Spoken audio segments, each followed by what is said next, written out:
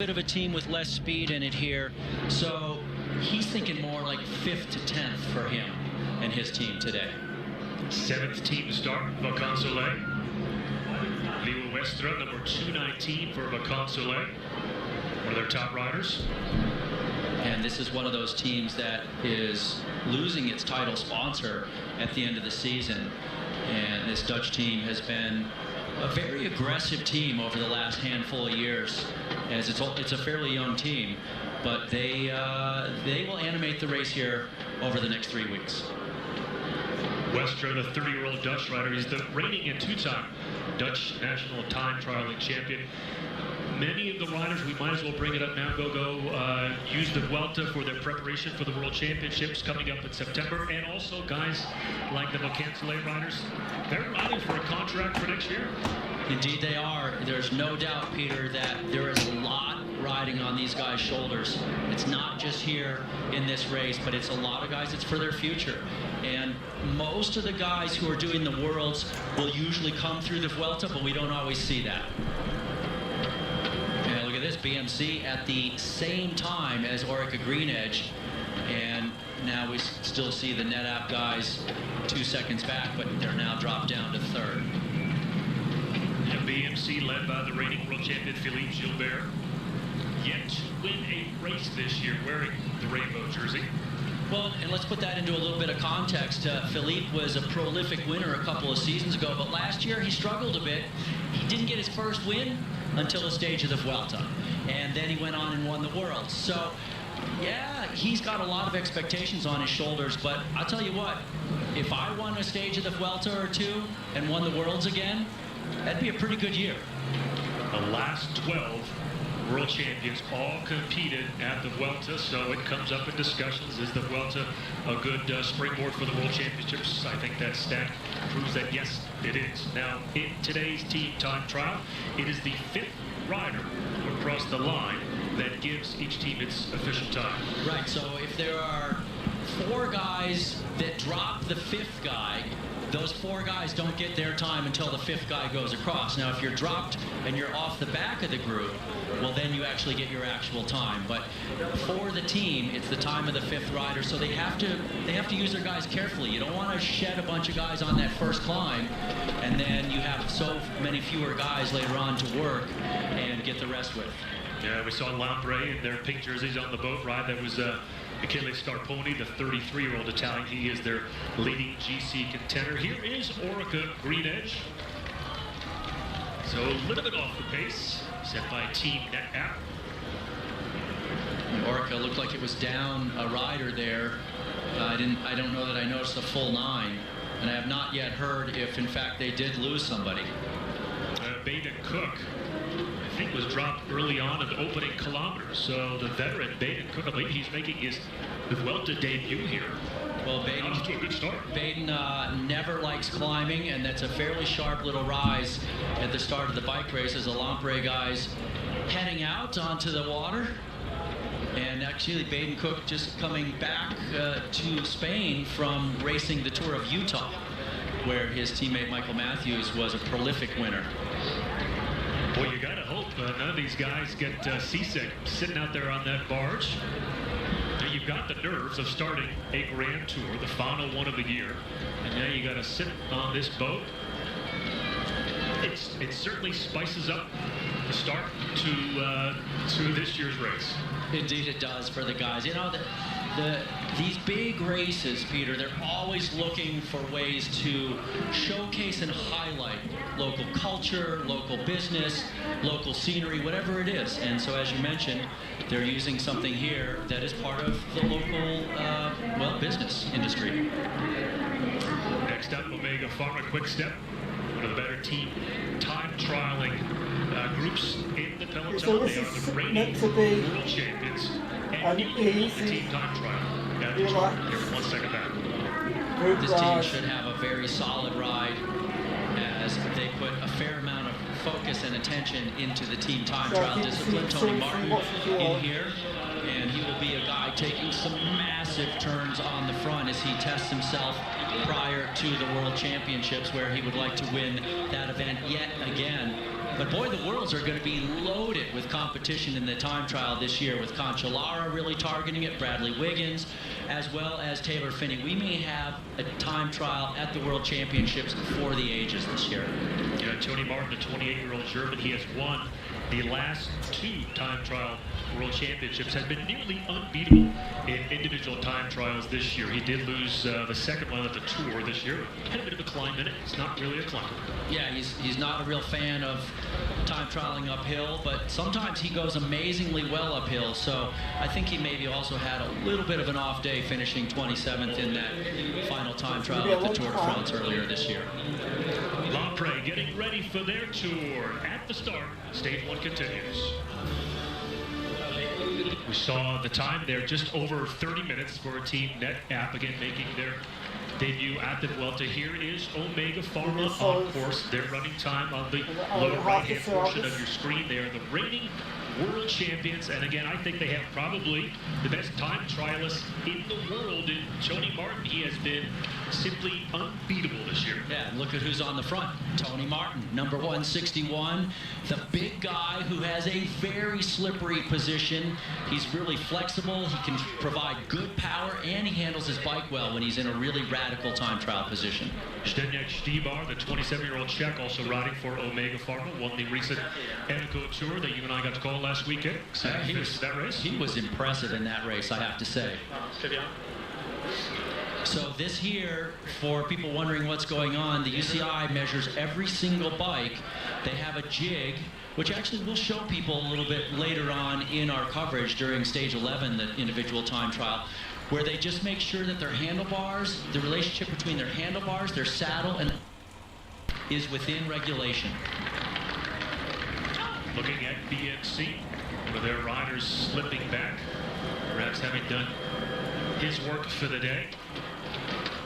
So Team Net app still at that juncture had the time to beat, and the finish for Orica Green Edge, you can tell that there is a bit of a downhill at the tourist town of San Sancho, also on the Atlantic coast,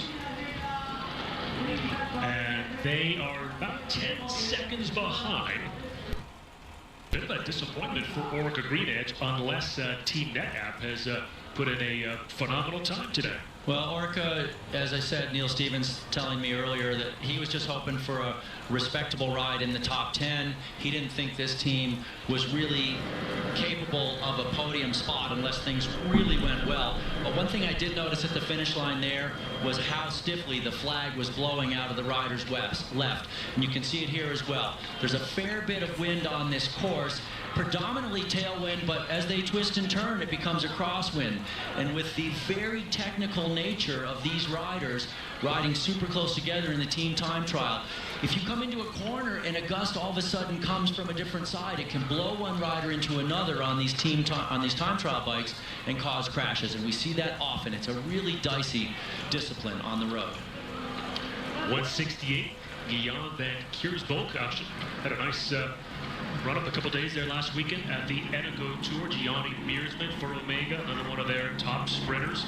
Won a couple stages, the first 2 at the Volta a Catalunya earlier in the spring. Now AG2R on course, and their young Colombian, Carlos Bentancur, the 23-year-old. He is the young man to watch for this team. He has had an amazing year, Todd. 5th at the Giro and won the youth classification. Yeah, just impressive what the Colombians are doing right now. And Betancourt, one of the things I really like about him is he's a visible guy. He's not a guy that just follows wheels and you say, wow, he got 5th place overall. He's a guy that you see attacking and going for stage wins and really animating and lighting up the courses. He's also got an Italian on this team. It's quite interesting that it's a French team with a Colombian who's one of their stars and an Italian, Domenico Pozzovivo, another one of their stars. And the team is saying that Betancourt is here maybe more for stages than for the GC, and Pozzovivo is in Spain for the GC. But, you know, that always can change out on the road. And that may be Baby Cook coming in, no? Yeah, I believe that is, as he got dropped a little bit earlier. Now, he still has to get to the finish line before the time cut what would eliminate him from the race. And actually doesn't look like Baden Cook to me, but regardless, it is one of the Orica men. So they lost several guys before the finish. And it could be pretty hard to pick out their face with the TT helmet on and all of the gear, especially the time trial helmet. It really covers up the face. Team Sky waiting for their moment to get onto the bars to take them out to the starting pontoon. That is the Belarusian Vasil Kirienka there, the man who is the big diesel on that team, and he does so much work for them. Team Lotto Belso. So if you notice their handlebars, the extensions, that's one of the things that jig was measuring earlier. They can't be, your hands can't be up super high. They have to more or less, your forearms more or less have to be parallel to the ground. So that's one of the regulations. The other regulation is how far behind the bottom bracket the front of the saddle has to be, because the further you move it forward, the more aero you are. But they won't let you go like they do in a triathlon. They won't let you go too far forward. And also the overall reach is regulated. So there are a bunch of things that the officials look at on these time trial books. Back out on course, this is Omega Pharma. The first part of this course, you can see one of the teammates also tried to signal with the arm, but you're not going to have the wind here, Todd, on this first portion of the team time trial, because you have these windy, twisty turns throughout the town. You don't have those winds off the Atlantic yet. Yeah, and one of the things I just want to mention, you saw these riders gesticulating here as they're coming into these chicanes with the cobbles and everything. The technical nature of this course, I cannot really give enough credit to. When you watch how good they are here as the Movistar team is coming into the split. Oh no, this is Caharual, excuse me. And looked like they were fourth best at that point. But the technical nature of this discipline on a course like this with a predominantly tailwind course, really fast, it's going to make it really tough. Well, that will clearly give you an indication of just how windy it is here on the Atlantic. And just what a beautiful bucolic scene here for the start of the Vuelta. Have you ever been in a race with a start like that, as this is No. Team Argos? No, and look, they only have 5 guys, so they used up all their guys coming into the finale. And they're sitting in the 3rd spot as they come to the line.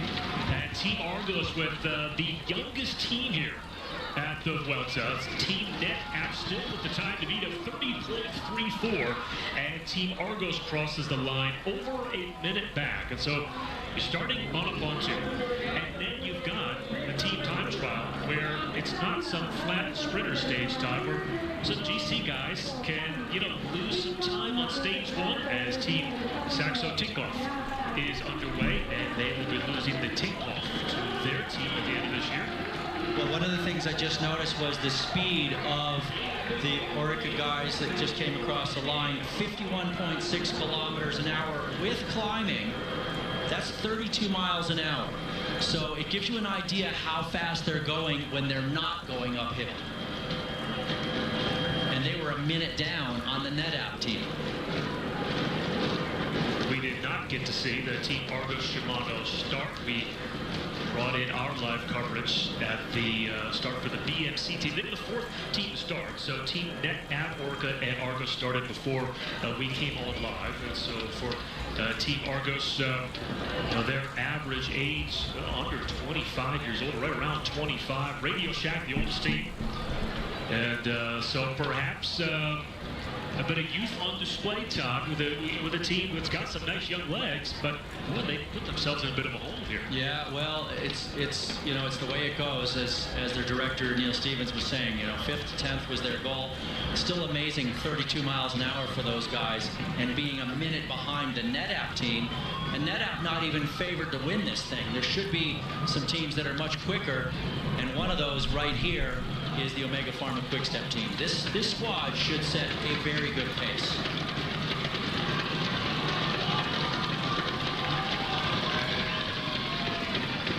Final 4 riders for Argos coming to the finish line. And notice the man on the front there just signaling to his teammates that the corner is in front of them, as they just want to make sure at this point they get across the finish line in one piece. Yeah, their average age just over 25 years. They've got no Marcel Kidder or John Degenkolb. 4 Team Argos here at the Vuelta. Team Sky getting onto the boat. Nut about going fishing today. What goes through your mind when you were racing and you were starting a 3-week or a 1-week stage race? Well, if you're a Team Sky team, you are here for the general classification. If you're a BMC team, you're definitely here with Pinotti, the multiple-time Italian national champion, leading through. And they want to try and win this stage, but they end up in second by 1 second to NetApp. Just off of the pace, BMC, 30.35. So Team NetApp, through the first 4 teams, has the time to beat. They're a pro-continental team, perhaps coming into this debut Vuelta with a bit of a chip on their shoulder. Well, certainly the BMC team wanted to try and win this team time trial. They knew it was going to be hard, but I don't think they ever thought coming in that the NetApp Endura team would be 1 second ahead of them at the finish line.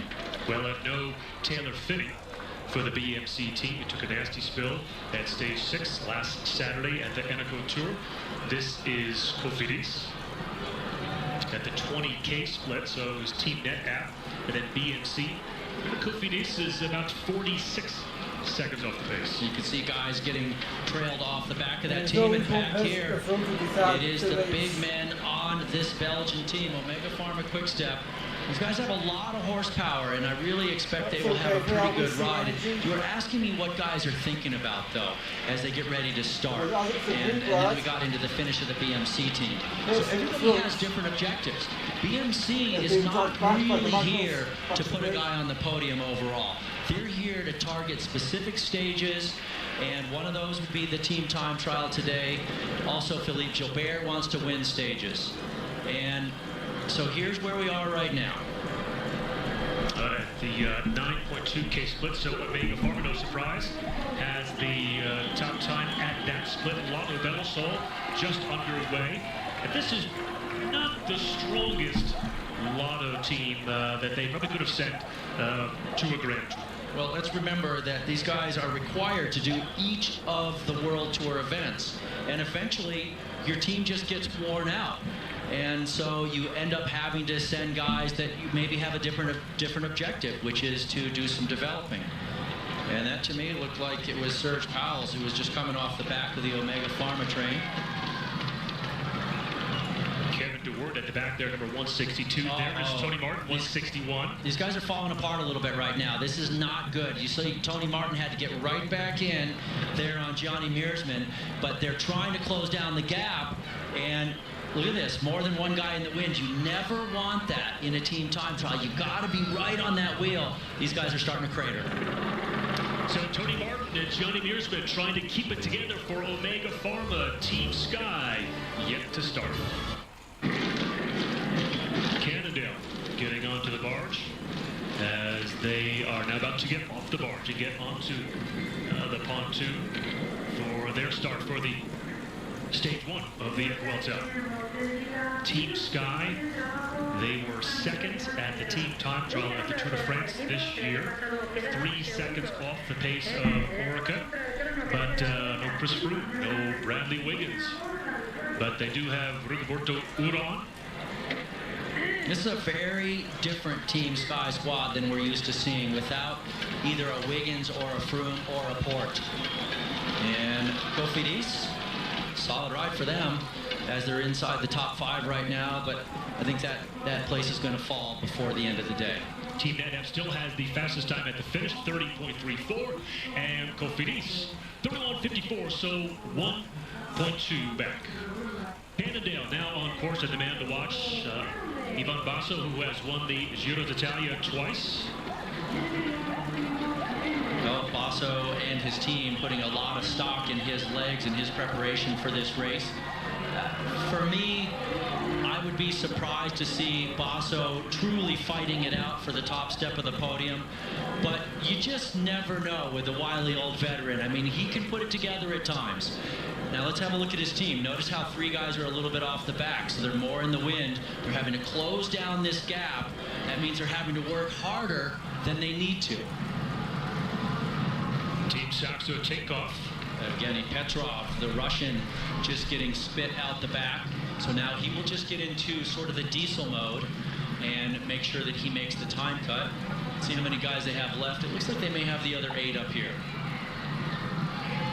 this is actually, this is Team Saxo Tinkoff, so that may have been one of the Consolet riders that was dropped, because now you've got Saxo with Roman Kreuziger. We saw him right before the last break. He has had just a fantastic year. The 27-year-old Czech was 5th at the Tour de France, won the Amstel Gold.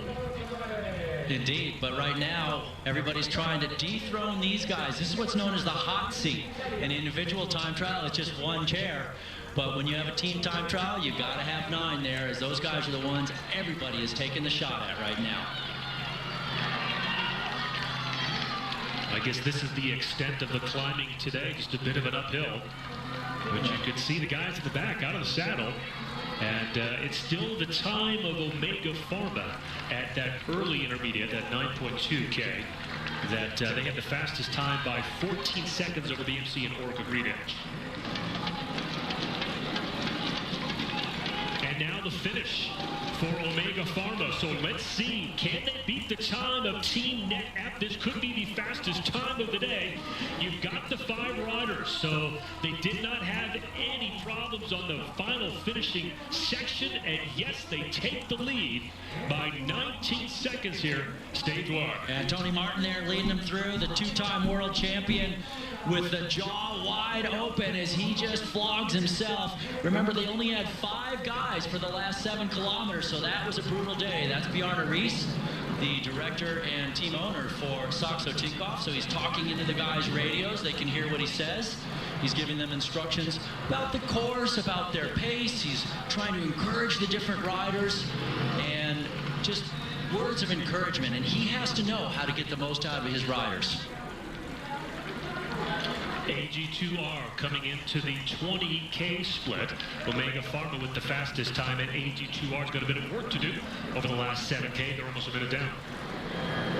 Not a good day for that French team, but they're not known as a team time trial squad. So they may be a little disappointed, but it's not that really surprising. Well, music. Tough to tell. Kreuziger now just getting on the back there. As Irizar on the left, just walking by Fabian Cancellara. Cancellara, a perfectionist on his bike. I spoke with his team, now I guess about 2.5 hours ago, and asked how good Fabian was going to be in this time trial. And they told me that he's not at his best yet. He's still coming up for the World Time Trial Championship, but he should be pretty solid in this time trial. Bjarne Rees and Saxo Tinkoff, not too bad at the 20K split, only 9 seconds down. And so Kreuziger, Nicholas Roche, Rafael Majda, Nicky Sorensen all doing a nice job. Now this is Euskaltel, and this is their swan song. So easy to catch their orange jerseys in the peloton, but this is their final year of existence as Lampre approaches the finish line, and they will be nowhere near the fast time laid down by Omega Pharma, just trying to get in under 31 minutes, and they just do at 30.55, so they are 40 seconds off the pace. Yeah, but you know what this finish tells me? Michele Scarponi is on the front, right there on the right side of your screen, leading him into the finish. It tells me he really is hungry. He wants a result here. He's pushing his team at the end of this time trial, saying, we need every fraction of a second we can get, because I need that for the general classification battle. Well, first edition, there were only 50 cycles back in 1935. The first time trial just before Todd got into the peloton, 1941. Then Roberto Heras with the most career Vuelta wins with 4, 05, 04, 03, and 2000. AG2R across the line in the 8th spot, a minute 25 down. So that's a bit of a gap now. That will have to be made up by Carlos Bentancur, the youngster, the Colombian. Yeah, the Colombian, as well as his teammate Pozzovivo. So it goes. You live by the sword, you die by the sword when it comes to the team time trial. If you've got a good TTT team, it's awesome. It's like free time. And if you don't, you're totally in trouble. Belkin off of the Atia, or the pontoon as we've been calling it, at the start here of their team time trial with their green jerseys. They are on course. The Dutch team's got Bouk Mollema, Lawrence Tendam. Both of those riders, Todd, made some noise at this year's Tour de France. Mollema finished off 6th. Tendam lost some time. At the end of it, he was 13th. Yeah, both really solid riders, but one thing we will notice here, they only have 8 guys.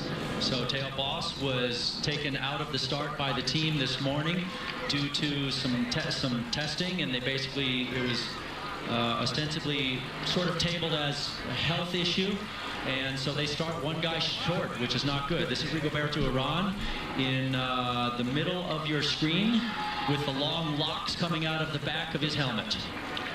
Number 198 for Team Sky. Bossenhagen again making his return after that crash at the Tour de France. Astana will be the final team to start today. The Kazakhstan team started in 2007, and they have the reigning Giro d'Italia champion, Vincenzo Nibali, the 28-year-old. Also won the Vuelta back in 2010. He actually won the Vuelta without ever winning a stage that year. It was a good battle, though, I have to say, as day after day in the mountains, he was challenged. Bossenhagen, number 192 there, struggling to stay on the wheel of Dario Cataldo. Yeah, a little bit. Wow, this is, whoa, and Bossenhagen looks like he's about to come off. Really uncharacteristic for the Norwegian strongman, and that's it. I have a feeling they're going to lose him here right at the beginning of the race. Well, he took a lot of time off of the bike after that crash at stage 12 of the Tour, and perhaps just simply does not have it here. He's just not ready for this type of intensity, but it's just not a surprise. Yeah, it's just not right for Bossenhagen, and that's it. I mean, he just went as deep as he could go to stay on, and he came off. That's a big loss for the team. Saxo Tinkoff, about 30 and a half, so 30.31. They are 16 seconds back of Omega Pharma, so they lost a bit of time. They were about 9 seconds back at the 20-kilometer checkpoint. But still a really good ride for them, because they've got some men who are definitely good in the general classification, and that's a good place to be. Yeah, Nicky Sorensen, they're better, the 38-year-old who won a stage in the Vuelta back in 2005, although we keep talking about a veteran or old man in the peloton. Wait till we get to Chris Horner. Well, and for Saxo Tinkoff, the man they'll be riding for in the general would, of course, be Roman Kreuziger. So it's a good spot for him. There's not really anybody in the Omega Pharma Quick-Step team that has that general classification potential. So these are the guys that are leading the stage at this point. Well, Zdeněk Štýbar surprised us at the Eneco Tour, but there's quite a bit of difference between a 1-week stage race and a 3-week Grand Tour. You can see the flags fairly stiff in the wind here at the start. And this is Radio Shack set for their start.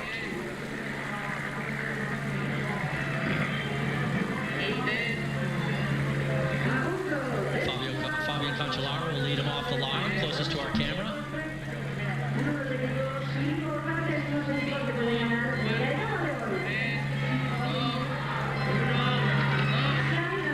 Well, Chris Horner, the American, 41 years old. He is the oldest here at the Vuelta by more than 2 years over the Italian Matteo Tosato. Horner finished second at the Tour of Utah earlier this month. He's been hampered this year a bit by a knee injury, but as always, not suffering for confidence. And he would love to be in the red jersey at the end of tomorrow's stage 2. Can he do it, Tom? Oh, boy.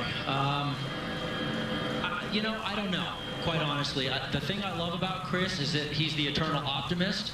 And the thing that's really difficult to know about Chris is he's an eternal optimist. And so you don't know what he's going to do tomorrow, but he's definitely going for it. This is the team of Cannondale. Ivan Basso in here, a man who's a winner of this, not this Grand Tour, but the Giro d'Italia before, and he would like to try and do something here.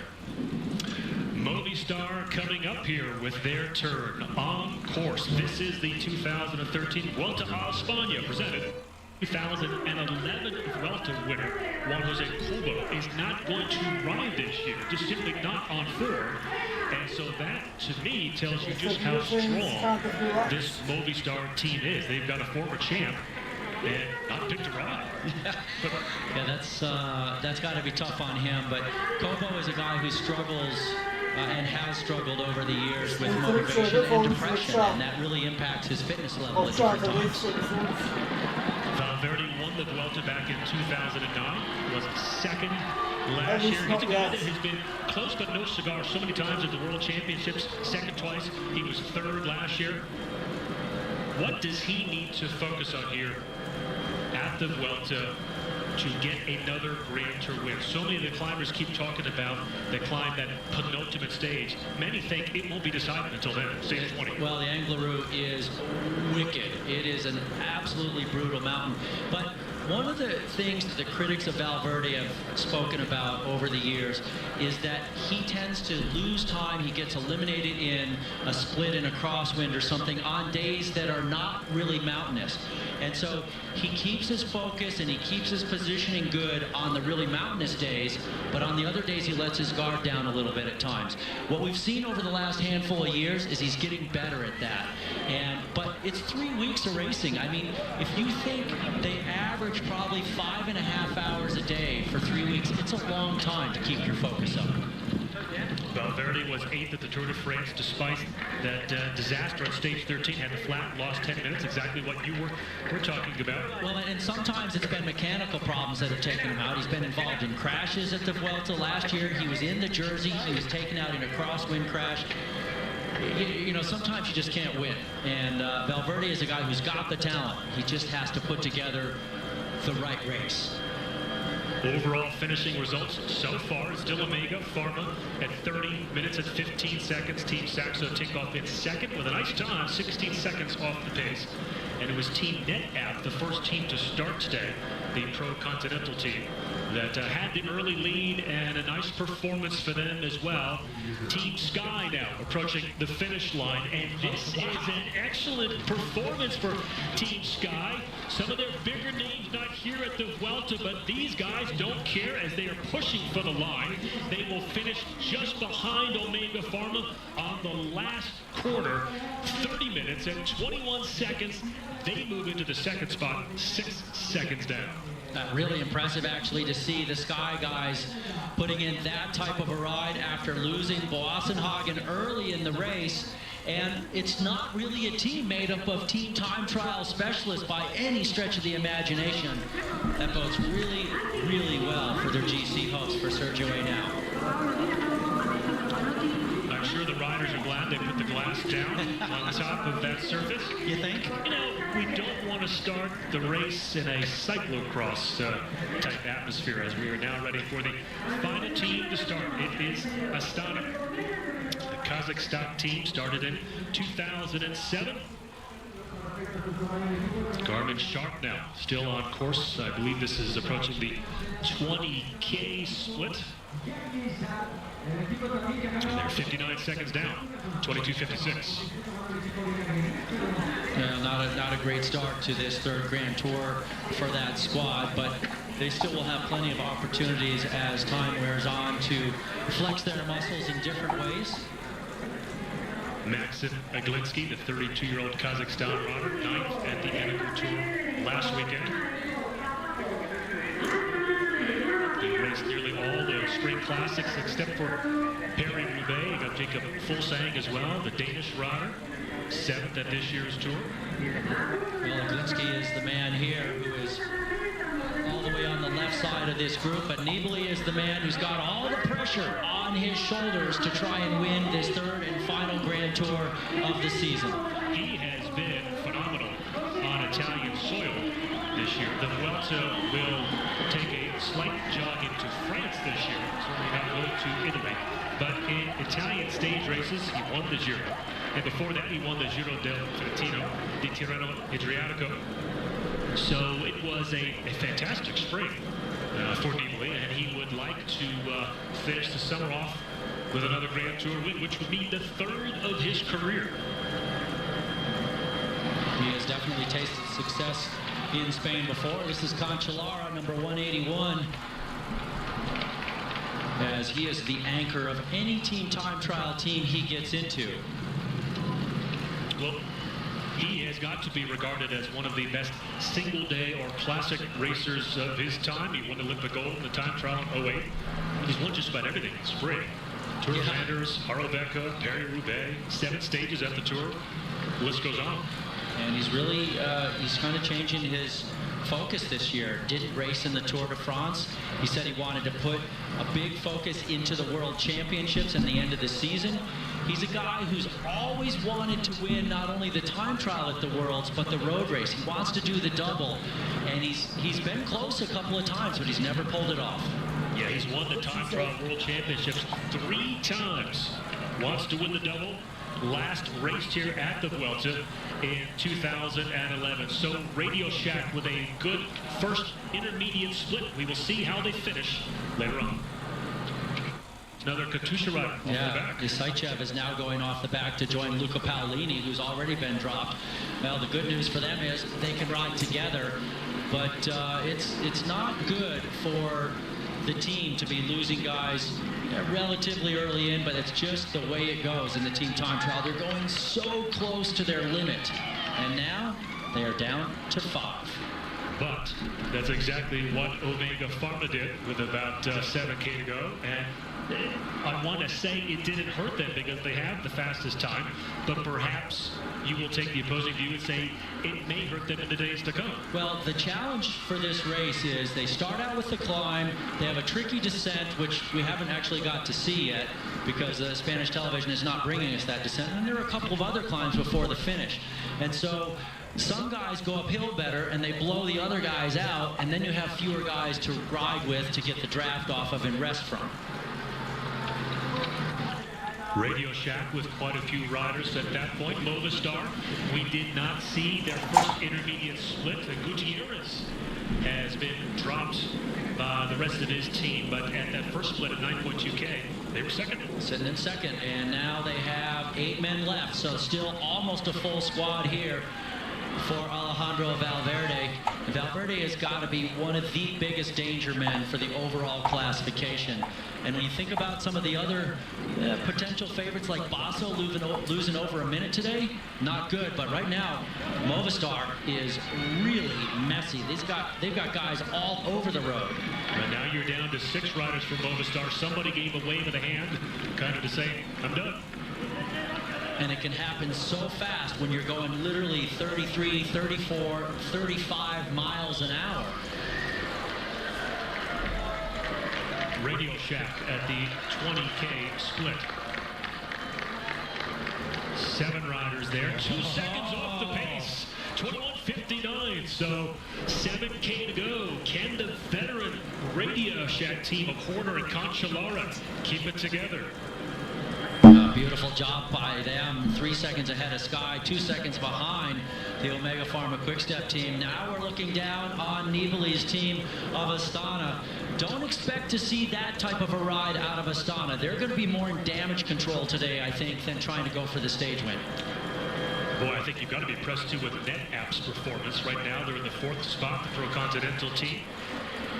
Coming to a Grand Tour with something to prove, and they've done a nice job of that. Wearing number 1, Valverde, and the Movistar team. Well, remember, this is the team that won the opening team time trial last year, that finished on a climb with cobblestones. A very crazy finale it was, but Euskaltel here, this is one of those squads that just tries to limit its losses in the team time trial. Euskaltel crosses the finish line, currently in the 9th position, 58 seconds off the pace laid down by Omega Pharma. So Omega Pharma, they are still on the hot seat. This is the swan song for the team in orange. And Sammy Sanj. And this is Katusha ahead of them on the course. They started 3rd to last.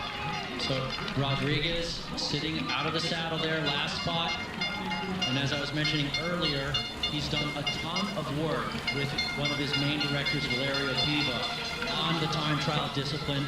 The team has worked a lot on the team time trial discipline as well, and occasionally they've surprised in the team time trial discipline over the last couple of seasons. At the last split, they were 25 seconds back, so you've got about 3 minutes to go before the finish here for Katusha. And the individual time trial at this year's Vuelta, has a lot of climbing. It's got almost a 2,000-foot climb at the end of stage 11. So that's a good time trial for an individual time trial for Rodriguez. So this is one of those races where if you were ever going to win a Grand Tour, 7 summit finishes plus an uphill time trial, it pretty much suits the Spaniard. Well, and Rodriguez has won 7 stages of the Vuelta throughout his career. He is one of those riders that in an interview earlier this week said that he thinks it will be wide open until the Angliru stage 20. So even if he does lose some time today, which it looks like he will, he's probably not going to be too concerned. Yeah, there's so much climbing in this race, and nobody wants to come in losing time here, but you can only get the best you can get out of your team. And it looks like they're down to maybe 6 guys, or is it actually 5? It's 5 guys. Yeah, they're the team down to 5 and almost down to 4. Yeah, you can see just how tricky it is. And, well, he's thrown his left arm out there, but you've got no one else at this point to help you. You have got to just kick it into another gear, and he's lost contact. Yeah, he's struggling right now to close this down. It looks like Rodriguez will close the gap in front of him. No, now Rodriguez opens the gap. This is the disaster that happened so quickly in a team time trial, but Rodriguez still had the power to close it down. But Moreno's still struggling. They may have to ease up for him. Well, Moreno, 5th here last year. You won a stage back in 2011, and he is hurting. They have to wait. It's the time of the 5th guy. These guys can finish 3 minutes in front of him. They will get his time. They have to wait for him. And at this point, who is telling them this? Do they have to just simply look around, or can their director see what is going on? Yeah, their director's right there in the car. They're in there. They're in the ear. They're telling them what's going on. Well, you can see Rodriguez took a look back. Some other teammates are looking back. And this is trouble for Katusha. And Rodriguez is sitting up. Rodriguez, yeah. And Konashev, the director, he's a real hard-line, old-school, former Russian racer, but he has not whipped his team into shape right now and said, guys, you gotta wait. So from the brilliant performance of Radio Shack to the disaster here in the final few K for Katusha. Okay, well, they've come back together now. Now they need to get back on the throttle. Back down the course. This is Astana at the 20K mark, 21:49. And is that correct? Do they have the fastest split time at the 20K? They do by 8 seconds. Wow. How about that? Totally impressive to me. It's not the ride I expected out of that team. I really thought they were going to be just having a solid ride in the team time trial. It's not over yet, but that is a brilliant performance. Okay, now that Katusha is all together, Todd, can you put it into words? How much time do you think that struggle there cost them? A handful of seconds, you know, probably fewer than 10. But every second does count, and, it really frustrates the guys at the same time. 200 meters. Clock is ticking. 30 minutes and 9 seconds. Radio Shack with that time just took the overall lead away from Omega Pharma. Katusha will not challenge it, and they are 49 seconds down. So Joaquin Rodriguez, looking for his first Grand Tour win ever, will have to race starting stage 2 in a deficit. And I tell you, there are a lot of guys that are going to be happy about that tomorrow.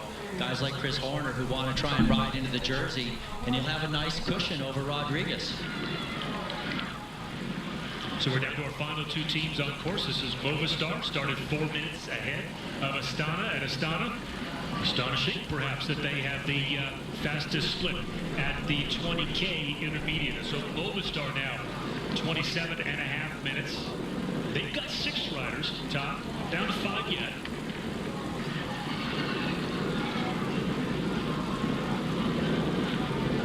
See these guys setting up for the left-hand turn. This is where Moreno was trying to get back on the back end of the Katusha train.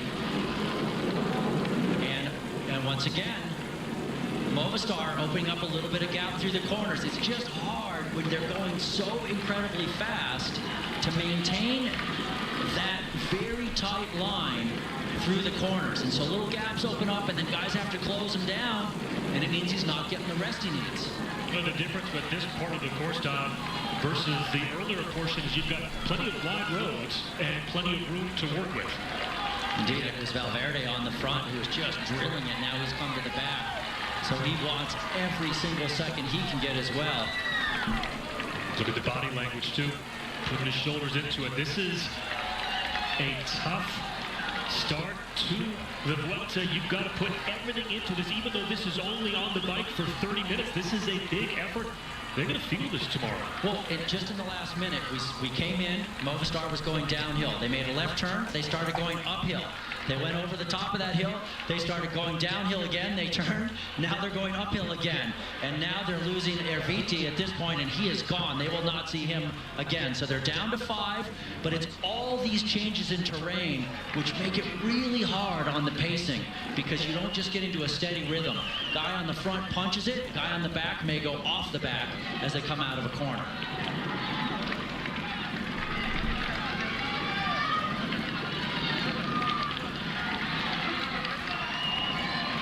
Final kilometer for Movistar.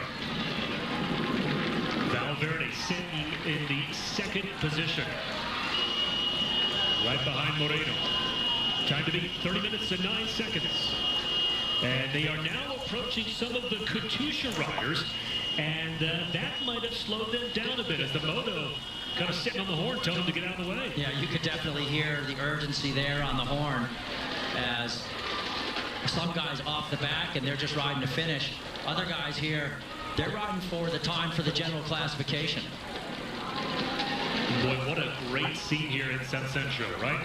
On the Atlantic coast, a beautiful town that is swelled in numbers due to this race, of course, and the vacation season. And they're in for a treat here tonight. Radio Shack, and their lead is safe. Movistar trying to limit the damage. They're now in the 4th spot, and how far will they drop? Will they finish 4th, 19 seconds down of Radio Shack? So they did suffer a bit during those last few K. Yeah, very respectable ride for them, but not the winning performance they had last year. And I think that they will be maybe mildly disappointed with this ride, but, you know, it's not a bad way to start the race overall.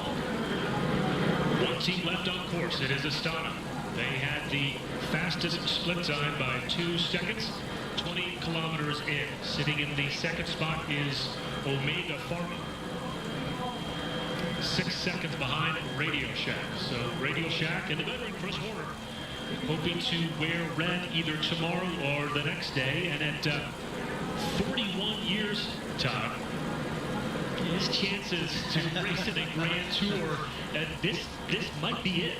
Well, the American never ceases to amaze and surprise me. And one of the things I really love about a guy like Chris Horner is he is a competitor through and through. I mean, he came back to Utah just a couple of weeks ago. He hadn't done a race in, I don't know, since March.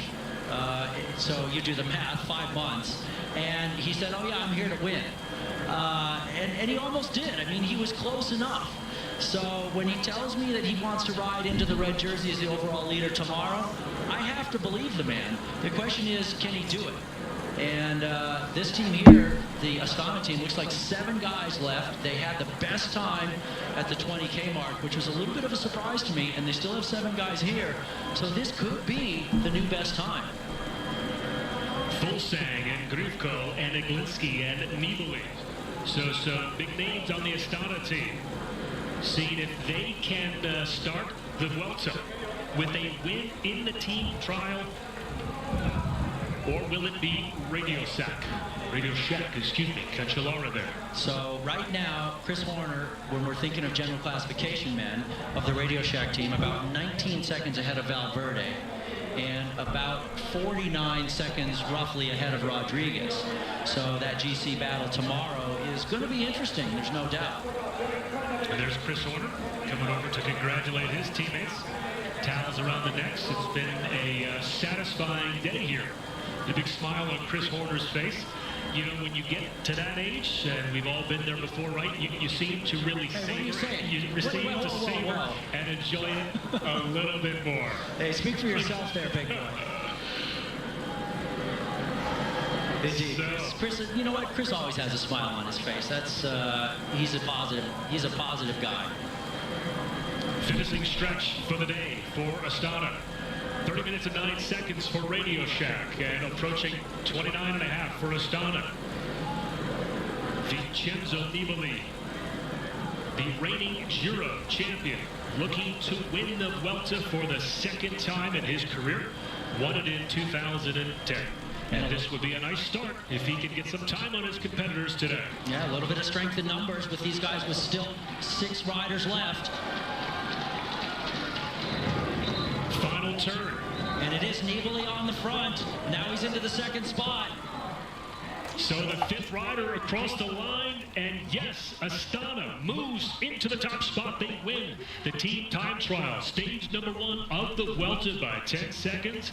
And so Radio Shack is dropped into the 2nd position, and Astana has brought the goods to the Vuelta. A great performance here on the opening day. Fantastic ride for the Astana guys taking the stage. They will have the first man in the red jersey, and now they have to defend it on the first day, which finishes with a mountain finish tomorrow. We will take a pause and be back right after this to wrap up day 1. And welcome back. Stage number 1 of the Vuelta is in the books, and Team Astana, well, Tom, they saved the best for last. They win the team time trial. And it's a good start to the Vuelta for Vincenzo Nibali and Jakob Fuglsang and the rest of the Astana team. Yeah, great job by those guys. Now, they did have the benefit of knowing all the other intermediate time checks. It looked like Nibali was going to try and go through that final finish line first, but in the end, it didn't come to pass, so he will not be the man in the red leader's jersey, as it's a team effort that gets them the win today. The results from stage number 1, Astana 29.59. It is Radio Shack 2nd place, 10 seconds back. Omega Pharma is 16 seconds down. Sky with a good performance, and then Movistar is 29 seconds down.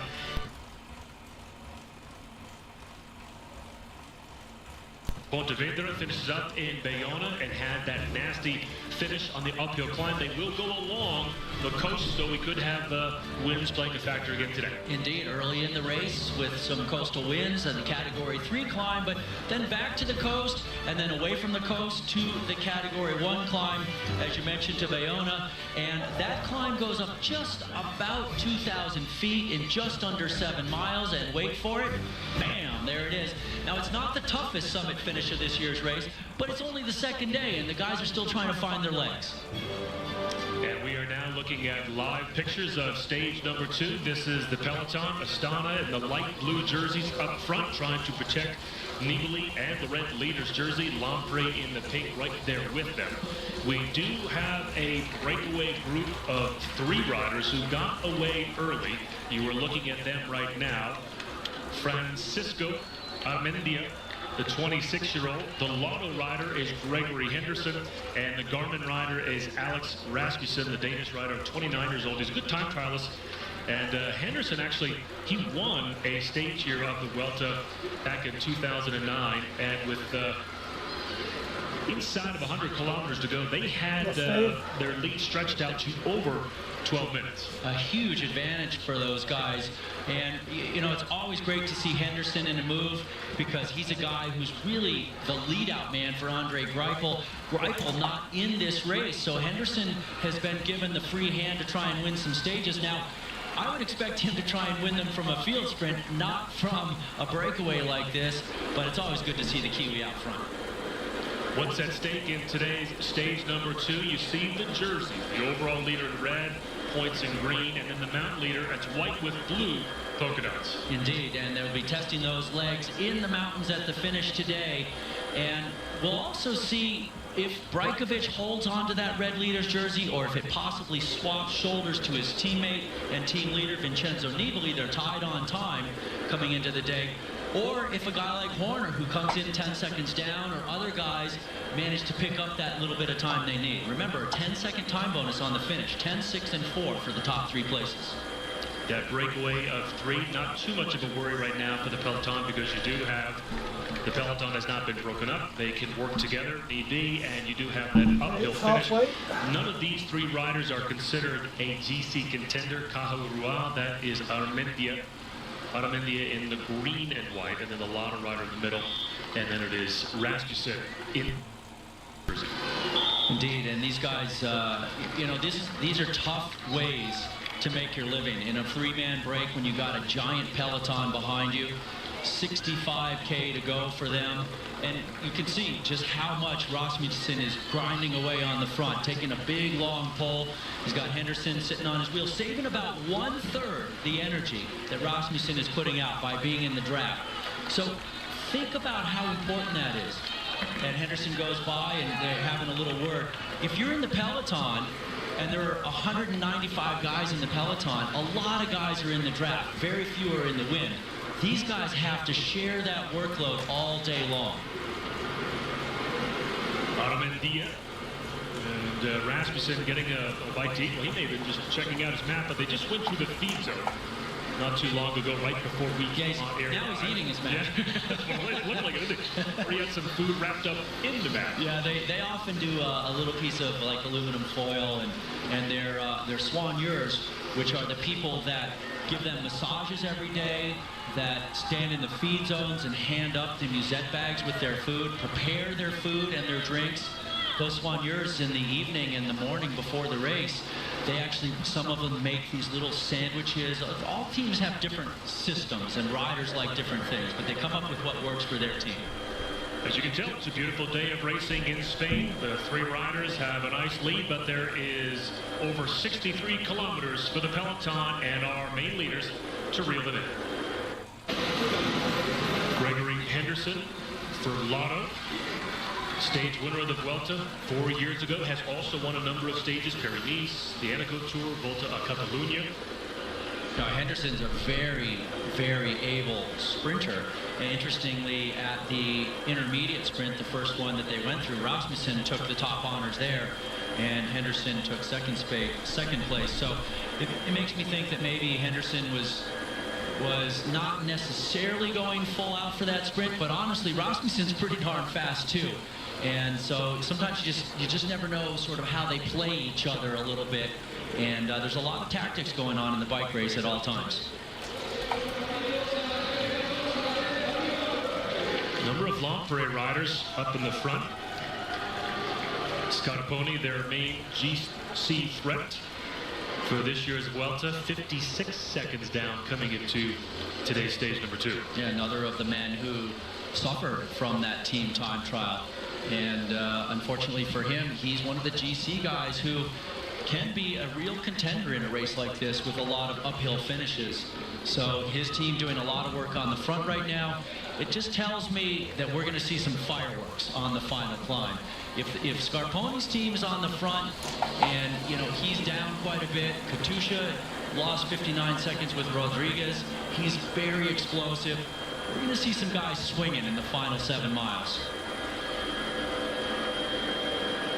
Beautiful aerial footage of this portion of Spain, as the riders will be on the coast for a fairly sizable portion of today's stage number 2 before they head inland to the finish. And Bayona, known as the first community in Europe to receive news back in 1493 that Christopher Columbus had discovered the New World. How about that? Well, that's the old news right there. Certainly love to show it off.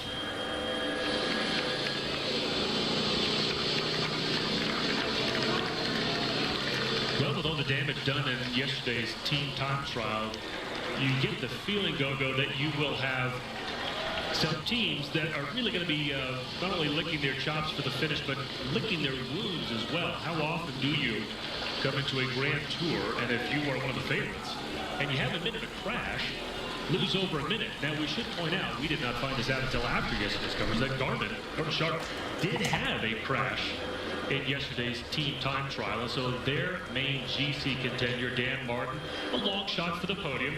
The Irishman has had a fantastic year so far, but he comes into today with a deficit of 141. Yeah, it's really a tough day for the American Garmin Sharp squad yesterday. And like you said, we didn't know it because they didn't have a TV camera with them. There are only a few motorcycles out there with cameras, and they pick who they're going to follow, and they missed it. But I spoke with Bingen Fernandez, the director, earlier today, and I asked him what happened. He said they were flying on the initial descent, he was telling the guys through their race radios, guys, just hold back a little bit. We don't want to have any crashes on this descent. It's tricky, it's narrow. And all of a sudden, guys started flying off the road. Michael Kretter is in the race today, covered with road rash on his hips and elbows. He woke up, he said he felt better, but unfortunately, Coldo Fernandez broke a rib. They brought him to the start this morning. He was actually going to try and start, but he was dizzy, and Bingen said he was pale. So they said, look, dude, we're not going to let you race. So we have two racers that have already dropped out of the Vuelta. Teo Boss, the sprinter for Belgium, did not even start this year's Vuelta on stage number 1. So we will step away for a pause and return to stage 2 coverage of the Vuelta. Can't imagine we will not see him figuring into some breakaways. Now we are approaching the intermediate sprint for our front 3. Not much of a breeze on the day, just perhaps a little bit, but it looks like we've got great racing conditions. Nor do we see what seems to be too much of, I guess, a desperation at this point for these intermediate sprints. I mean, isn't that big a deal for these 3 riders to get these points? Well, what's happening is Armandia is leading, so he has no interest in him. Henderson sitting on the back is trying to mark Rasmussen, so he will work on his timing. He basically wants to get to the point where hopefully Rasmussen goes early, he can ride the wheel for a bit and then come out of the draft, or if Rasmussen waits, then Hendy will jump when he thinks he can accelerate all the way to the line. That's sort of the timing issue with sprinting. And so Armandia now getting in the back of the front 3. He has done his pull. Remember that there are not that many points available for these intermediate sprints. So unless some of these 3 riders are near the finish, they will, in all likelihood, not be wearing the green points leaders jersey tomorrow. 25 points for the stage winner.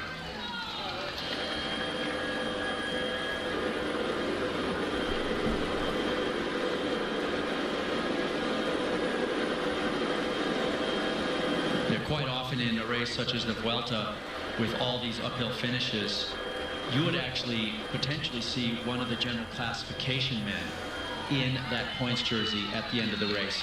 A guy like Joaquin Rodriguez, who contests so many of those finishes, he racks up tons of points on the summit finishes.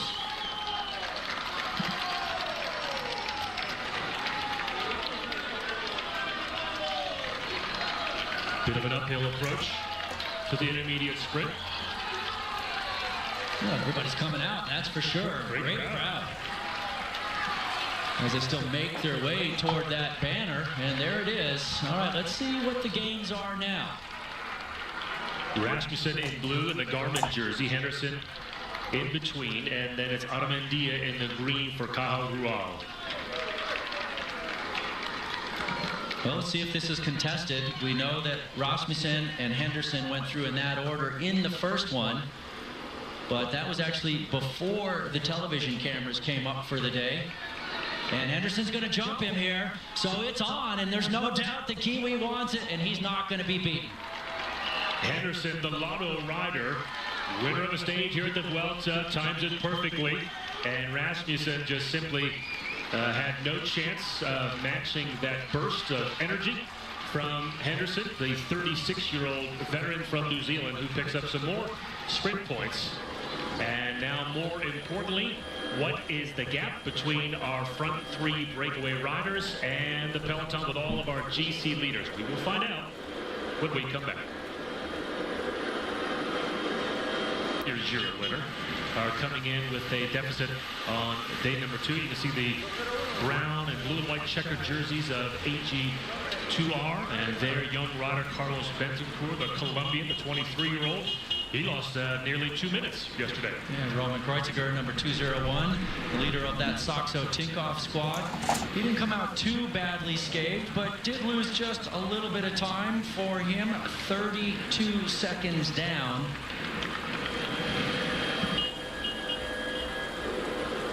So 28.4 kilometers to go. So we are about About 17K to go before they start the climb up the Monte de Grova. And the wind is still blowing. Now the peloton getting stretched out a bit. As the teams you would think, certainly Astana would start to work in earnest to reel these three in. And notice how we continue to see the speeds are quite a bit slower now. It's because there's a lot of these false flats. And so the guys are having these uphills that are hard to distinguish, but you can certainly feel them. 6:04 now, the gap, so it's definitely coming down. Well, it was right around 7 minutes before we took that last break, so for just the last few kilometers, they've lost a minute. We still have Lampre at the front two riders, then Johnny Hogerland. Bregovic, our leader in red, and Astana. Their entire team there. Well, we saw some rough teamwork yesterday in that time trial in the last few kilometers. Some guys just were not ready to go.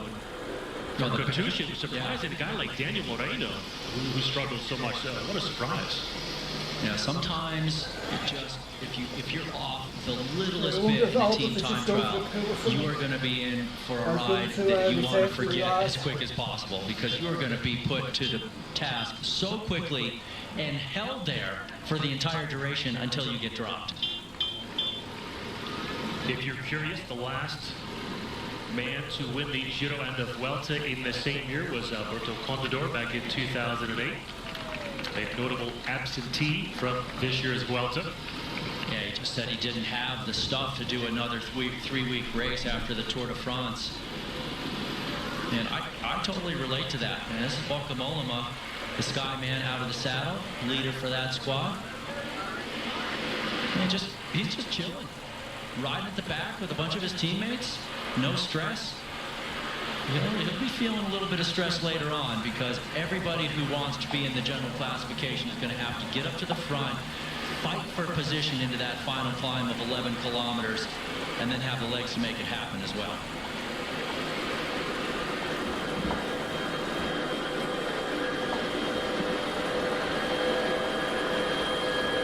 We were just talking about some of the teams that struggled a little bit yesterday in the team time trial, and Sky actually put together a very nice ride, but they lost Edvald Wassenhagen really early, which was a real surprise to me, because he is such a good bike racer.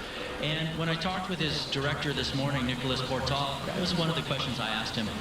And I just said, look, was that actually stemming from his broken scapula in the Tour de France in July, and still, you know, coming back from that? And he said, yeah, he lost a lot of training from that. He has not done a single race day until yesterday from the Tour de France. And so he just didn't have the intensity. And there's one thing to have all the endurance from your training and be ready for a 3-week tour through that. But to be able to go the speed they have to go in a team time trial for your first day back, that's a big ask. That was stage 12 where he broke his scapula. Now you see the bare hands of Rasmussen. Okay, I got to ask you, most of the guys are wearing their gloves when they're riding. He's not.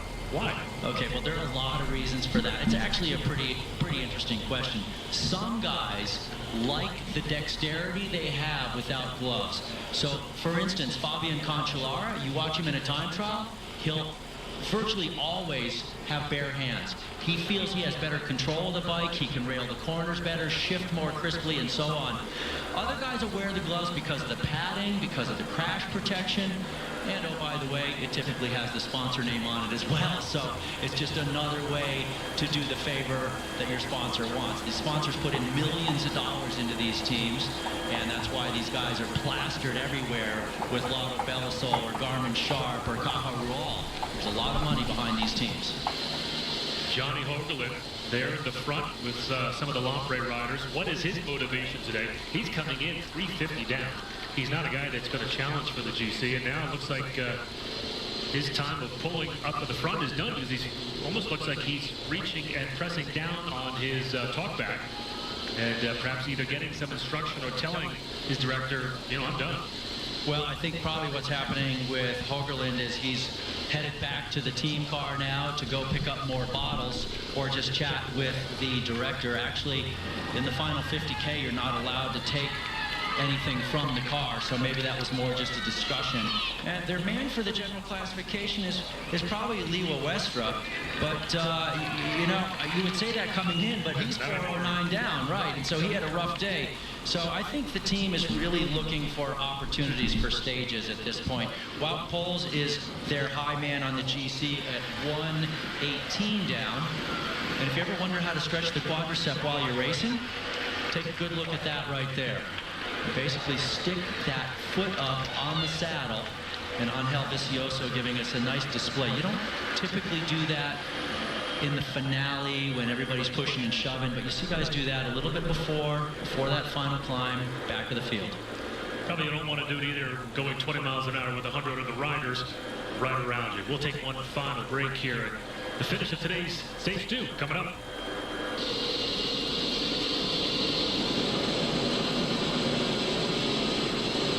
$5K now to the climb up the Monte de Grova. And will there be quite a bit of, let's say, anxiety or pressure to get near the front at the start of the climb? Or is that really only in the case of a shorter climb and more of a kind of a climbing sprint finish? In other words, will there be much of a race to get to the front in the peloton as they start up their climb? I think you could say anxiety would be understating what guys are going through right now in the peloton. This is the first summit finish of 11 summit finishes. So look at how fast the peloton is going right now. They're absolutely ripping. This is probably almost 40 miles an hour.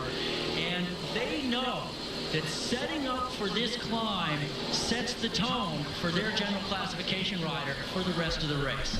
This is a huge setup right now, and it is going to be absolutely blistering and a lot of fighting getting to that base. Cannondale in green doing a hard pull at the front moments ago for Basso. The gap now between the peloton and our breakaway of 3 is under 4 minutes. And with such a long climb, there could be quite a bit of suffering for that front three. And this also as well, we need to get back to this point. This is going to be really illuminating to see which of our GC contenders has got their climbing legs set to go. Yeah, illuminating is a great way to describe it, because there's basically going to be a giant spotlight as things thin out and separate on that climb. I have to think Joaquin Rodriguez is going to come out with both pistols loaded and just be taking the big shots at everybody, because he loves the uphill finishes. But Valverde has graded him, and then of course Sergio Henao, the Sky Rider, the Colombian, he's got something he wants to prove. And Nibali, all he has to do is mark those guys, so he can be conservative. He can follow the wheels and then just finish with them and hold the jersey for his team. 21 stages in this year's Vuelta, 13 of the mountain stages, 11, over half, have mountaintop finishes. Amazing. 3 minutes now, the gap, so the breakaway is absolutely doomed. Argo Shimano now come to the front. The gap exactly 3 minutes. When we come back from this break, we will stay through the finish of stage 2. Now it's Katusha there and Lotto Belisol. Excuse me, Todd, I was just going to say that we will stay with you commercial free through the finish of stage number 2. And that climb starts at about 11.1 thereabouts. So coming up shortly. Yeah, really shortly. Now remember, the breakaway has a little over a minute on these guys, but everybody's going to be on that climb real soon. And it starts out hard, so it really starts to stretch the legs very early. 8.3% very early on in the climb.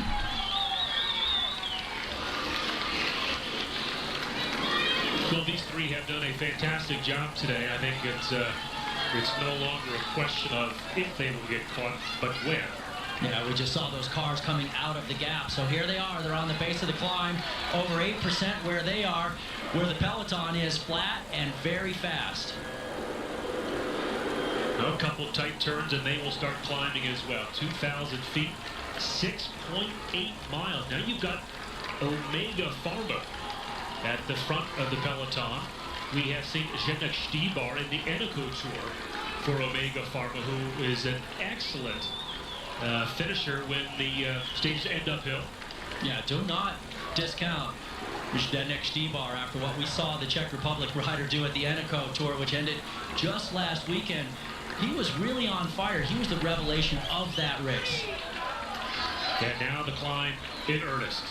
Rasmussen staying down, but Armendia and Henderson out of the saddle, and so you've got a Lotto rider in Henderson in the breakaway. Surprising to see Lotto trying to push the pace at the front of the peloton? No, because they're just at that point, they're fighting for position. They know Henderson's not going to do well, and in fact, he's already been popped.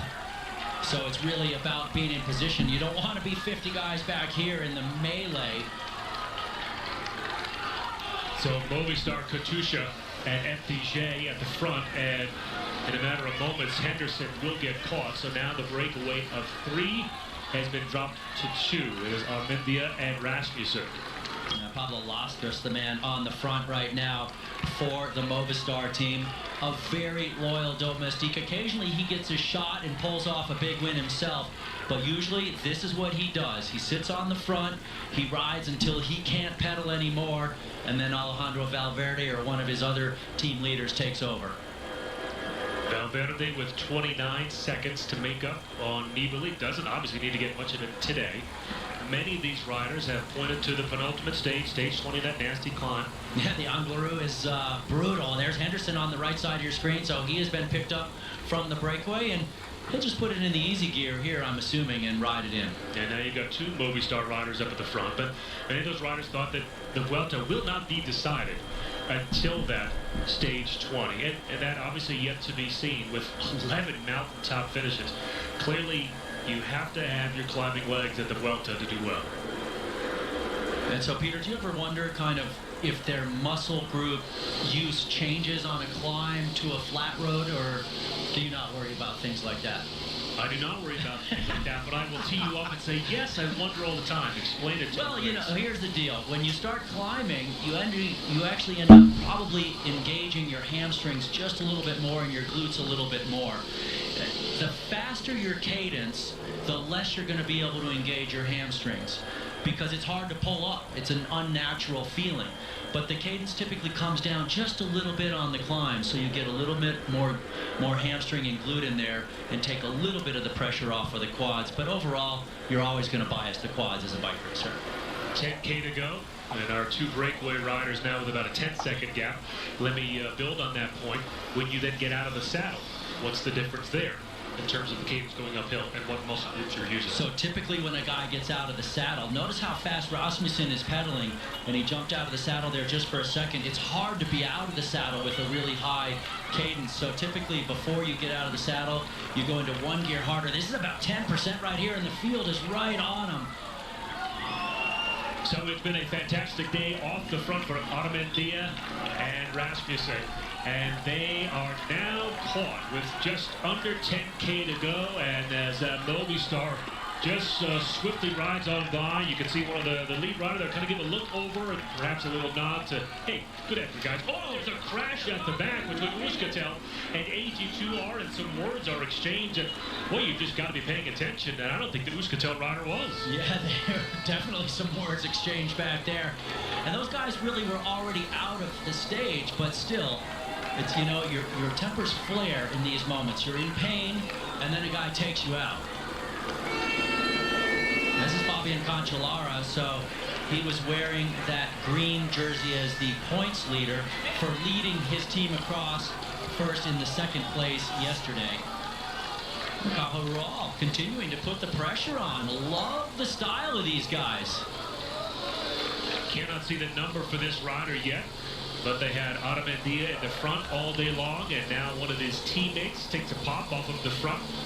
You talked about it, about being animated. You're a wild card. You want to get into this race and make sure that that jersey is right here in front of the camera as much as it can be. Yeah, Ames Chiruka actually used to ride for the Euskaltel squad, and he's come over to the Caja Rural squad.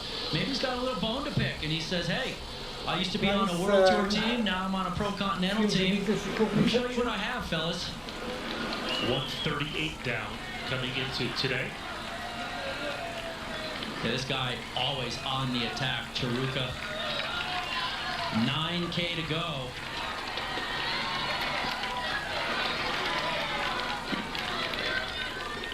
And I can And see he's the looking back, Todd. He is overhead. really putting in a top big left. push at this point to get a separation. And if the Motocam can get front, we're just going to see how much of a success he has had. So he's got a few seconds on the peloton. Indeed, and this is one of those spots where it levels out just a bit. It's at about 5% here. It's going to pitch up to 10%, not soon ahead of him. And that's when we'll really be able to see how good his legs are. Now the peloton's strung out. And if you're back, let's say you're back 20 guys right now, you may never actually be able to get to the front again, because it's going so fast and so hard, and if you move up, you have to get out in the wind. And just to move up, then you blow yourself up, and you can't follow the move. So that's why the guys have to fight for the position at the bottom. And how patient do these riders have to be at this point? Those working for Valverde, Rodriguez, and Vincenzo Nibali. They got to be patient, but they also have to be in communication. And Nibali right now sitting in the 3rd spot. He's the 2nd light blue rider for the Astana team. And he was just getting some water in the system. A couple of Consulate riders up as well. FDJ. Still Movistar at the front. There were 2 riders there moments ago. Now just 1. Pushing the pace, trying to mark any moves, working for Valverde. And it looked to me like Jakob Fuglsang was up there with Nibali as well. Well, if you find yourself at the back there and you're just about to give up, or you do, what goes through your mind? I mean, when do you reach that point where you say, I'm done? You want to look for the views like we just had. That's what goes through your mind. You got to think of pleasant things. And it is Fuglsang there on the left side of your screen. Working for Nibali. We don't see the red jersey right now of Yanni Brajkovic. Fuglsang 7th at this year's Tour de France. 4th at the Dauphiné. Yeah, he's the real deal, there's no doubt. I mean, that team is loaded. If you look at the talent they have in there, they've got good talent for the flat roads to protect Vincenzo, and they got good talent to help him out in the mountains as well. So close to the edge. And you can see the suffering going on right there. That was Daniele Ratto, I believe, for the Cannondale squad, and just going back like a rock. I believe that was 76, so Maciej Petersky. Oh, it was Petersky, okay. Who did a nice job at Stage 7 of the Anaco Tour. He was in that 3-man breakaway. Indeed. Had a nice finish there last Saturday. Yeah, you'll see Vikinen there in the white jersey for FDJ, just going out the back. The white with a blue plus as the Finnish national road champion. He'll be saying goodbye to the peloton right about now. So a couple Cannondale riders get dropped off the back on this severe finish to stage number 2. What a creative and challenging start to this year's Vuelta. So many climbing stages, and they couldn't wait. They had to get to it right away. Yeah, what about Jose Arada on the front right now for Movistar? He's been up there for a long time, just putting in a really nice, steady, and very hard tempo. Here's Brajkovic, the leader from yesterday. So I think it's fairly obvious what's in the cards for him. He will not wear that red jersey tomorrow. And he said as much, that he's out there to work for Vincenzo. So 7.5K to go to the finish. And hey, now, out of this group, and this is not a small group. We're not talking 10 guys. We're looking at like 50 guys right now that have ridden away from Sergio Henao. Underneath the 4K banner. So Sky now has got one of their GC contenders who has already found himself in a world of hurt. 22 seconds down on the day. But if he does not pick it up, he's going to lose a lot more on stage 2 as Movistar. 26 miles an hour right there. 26 miles an hour with 5 Movistar men on the front. Back to Brajkovic. At the back. Now might even be behind him. And Brajkovic is still struggling, but look at Sylvester Schmid. One on top of the Mont Ventoux years ago in the Dauphiné. A few years back, the only Polish rider ever to do that. And heck, there aren't very many guys who could claim winning on the Ventoux. Well, there are many ways to get to the top of this mountain. There's one. We're going to follow these guys. Oh, and Ruscatel, boy, look at that. That's not a good sight. yeah, they brought 3 men back to help Sammy Sanchez, and they just hope that he'll ride into this after today.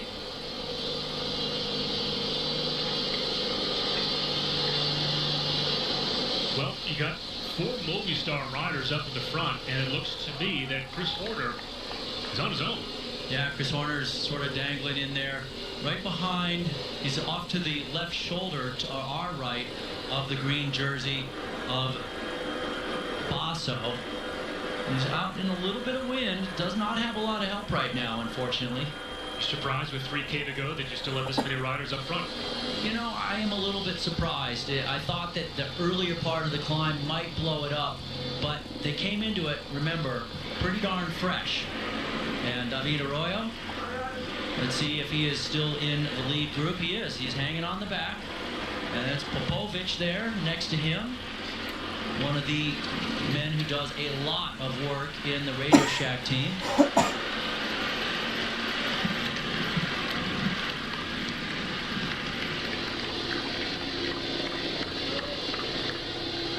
It's going to be very hard for anybody to truly break up this group because there's so many guys here and we haven't seen any testing attacks yet. And it takes a bunch of attacks to really shake it up, and they're getting close to the finish with this many guys. Look at the 2 NetApp men up there in the front as well as Leopold Koenig, number 151. He can be very good on uphill finishes, and he was right there with a teammate. NetApp with a nice performance yesterday in the team time trial. They went off first, held the lead for a while. So those 2 wildcard teams, the NetApp and Cahual, have done a nice job today as well of making sure that their presence is known. But I'm so impressed with Valverde, but not impressed with A now, 39 seconds back. And you saw one of the teammates from Valverde. That was Schmid, yeah. Sylvester Schmid, who just did that massive turn on the front. He'll lose 10 minutes now in the final 2 kilometers. You just look at the results tonight. So now Valverde with 2 teammates left, with 2K to go to the finish. 35, 37 kilometers an hour. That's amazing. I mean, they're going uphill at speeds in excess of 20 miles an hour right now. Wicked. So you've got the Movistar riders, Astana, NetApp, and Chris Horner with 2K to go, along with Roman Kreuziger. For Saxo takeoff has moved back just a bit. But you are right, Todd, we have yet to see anybody make an attack. Well, at this speed, it's almost committing suicide to attack because the guys are getting so much draft back in this group. And so attacking now probably means you just shoot yourself in the foot, and everybody's just trying to stay onto this infernal tempo being set by Movistar. Is it too steep at the finish to have an uphill sprint finish, or is that what we're looking at? We might be looking at a pretty big group that just sort of comes unglued literally in the final kilometer or the final 500 meters. We might get some small little gaps. And now Koenig looks like he's striking out for NetApp, so he's going for it. He's going to go long. Leo Koenig for NetApp with 1.4K to go. Takes off, looks back, sees if anybody's going to mark him. You've got the 2 Movistar riders now, and evenly for Astana right behind him. Oh, that takes some nerve, let me tell you. The pace these guys are going up the mountain to try and strike out on your own. Absolutely massive confidence. Just I was going to get off the bike. To the finish. The I Czech changed the rider camera won a stage angle to the Tour of California earlier this year. view. This would be a huge victory for not only him, but his team as well. Oh, this is exactly how he won in California. He was with all the leaders on the big climb on Diablo, and he said, all right, fellas, you can look at each other. I'm going up the road for the stage. Boy, what a fantastic turn of events for the opening weekend for Team NetApp, the German Pro Continental team. This is their debut at the Vuelta. They have yet to win a Grand Tour stage. Here is Rodriguez now. Yeah, Rodriguez, we knew he was going to be going for it. Daniel Moreno for Katusha. So is that not Rodriguez? I'm wondering.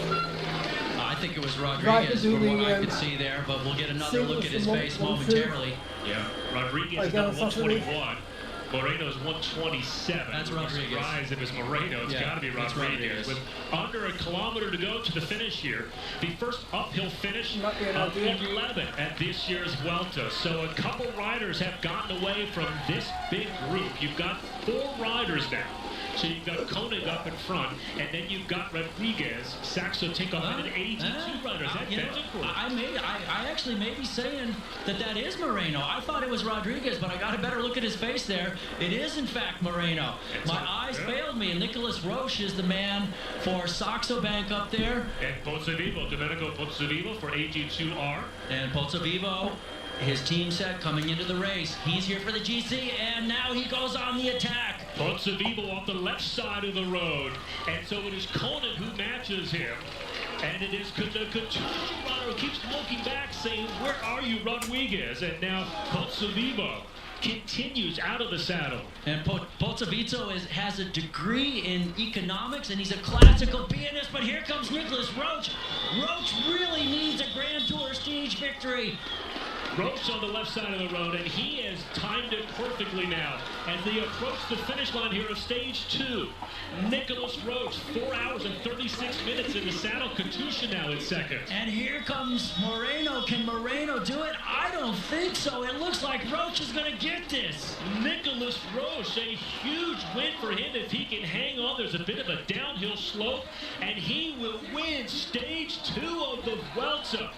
Wow, what a surprise. There's a little way up to do Fantastic after riding this. by the Irishman, as all Don't forget sorts of whereabouts it upsets is. there at the end. I'll And carry now we on see to it after looks this like it last is finish. indeed Valverde I'll carry on to the leading workout everybody last. else across. So we'll see what happens here in the general classification. Well, Nicolas Roche was 32 seconds down after yesterday's stage 1. He'll get a few time bonuses. But it seems like the big loser on the day was Einau for Sky. And the winner is Saxo Tinkoff. And a fantastic win for Nicolas Roche as he takes the uphill finish here on stage 2. We'll take a pause and continue to wrap things up right after this. The successful finish of stage 2 for Nicolas Roche, the 29-year-old Irishman. 12th here last year, 7th overall in 2010, picks up his first Grand Tour stage win. A beautiful job by him. Look at the gap he had over Moreno into into the final couple hundred meters. And at this point, it looks so easy from above, but I can tell you, the body is absolutely on fire, but propelled by that victory that's looming just in front of you. Pozzovivo for AG2R finishes 3rd on the day, and Leo Koenig for Team NetApp finishes 4th. So for 2 straight days, Team NetApp has done a nice job, and for a pro-continental team, they have certainly made their presence known. So here are the results on the day. Moreno 2 seconds back, Pozzovivo 6 seconds, and then it is Leopold and Alejandro Valverde. So the best finish for one of our GC contenders. His team did a fantastic job on the climb. And it is a gorgeous day along the Galician coast in northwestern Spain. Blue water and sunny skies for the 3rd day of the season's 3rd Grand Tour. And the overall standings, after a very busy first weekend, Vincenzo Nibali, the Giro champion, is the leader by 8 seconds over Nicolas Roche, with American Chris Horner in 3rd, just 10 seconds off the pace. Each 3 on tap for today in northwestern Spain, twisting and turning, flat most of the way, but not at the finish. And all those twists and turns, as you mentioned, up against and around the beautiful Galician coast, so a lot of wind. And the climb at the finish, it's not a big one. It shouldn't see major general classification changes, Steve, but it just is another nervous finale for the guys, and the guys that are good at getting up about a 2.5 mile climb will be going for a stage win.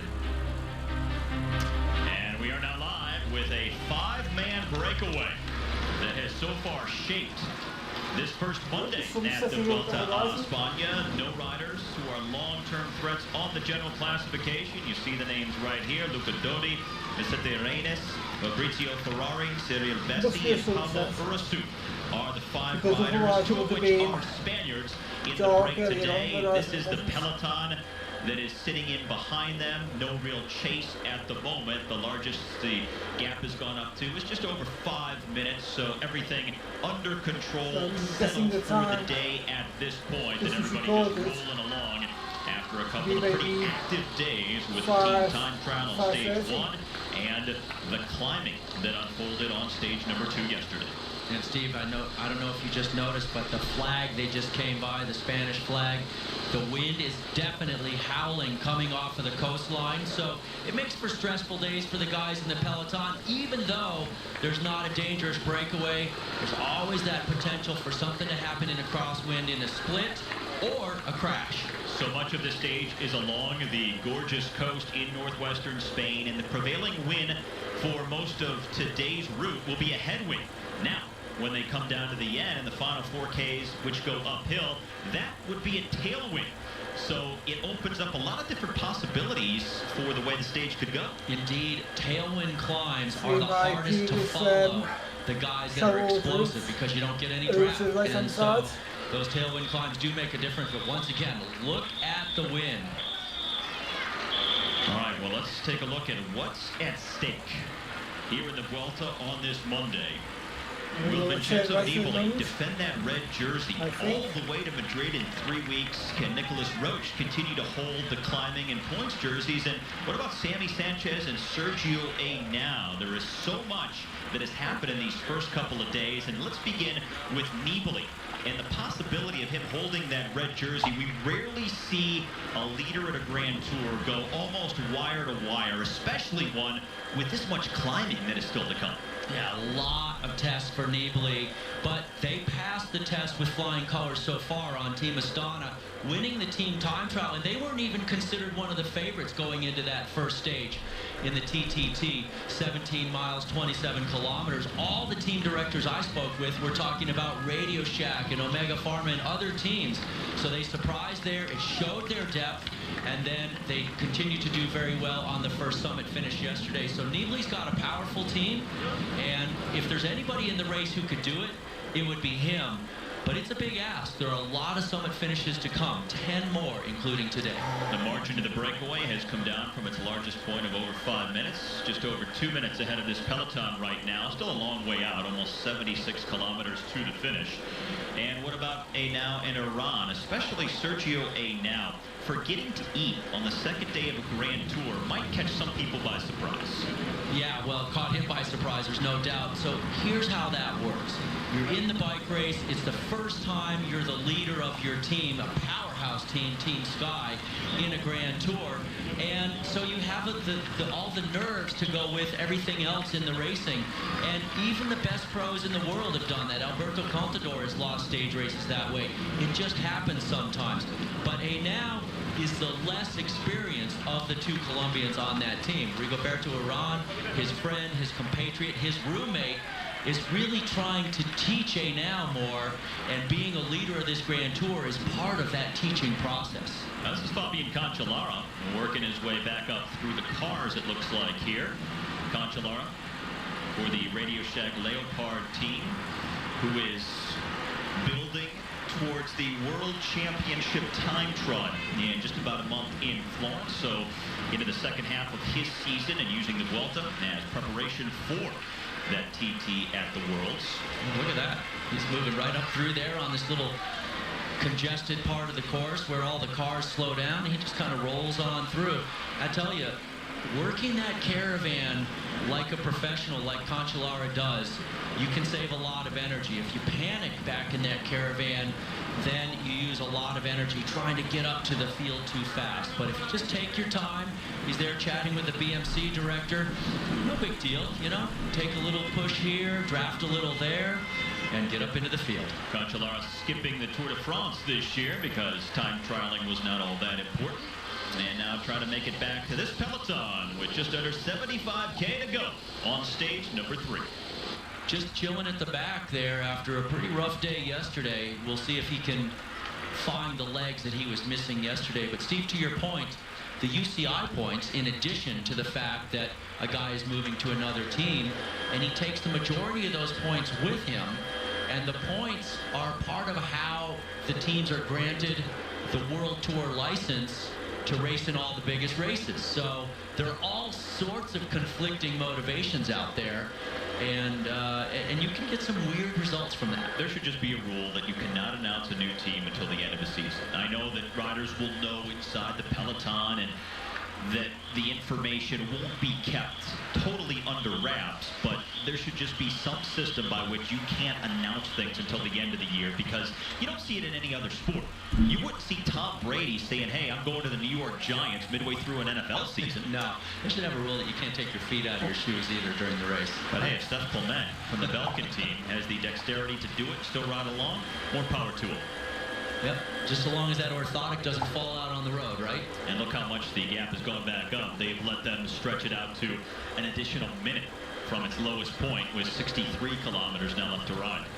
Well, the games the peloton can play with the breakaway.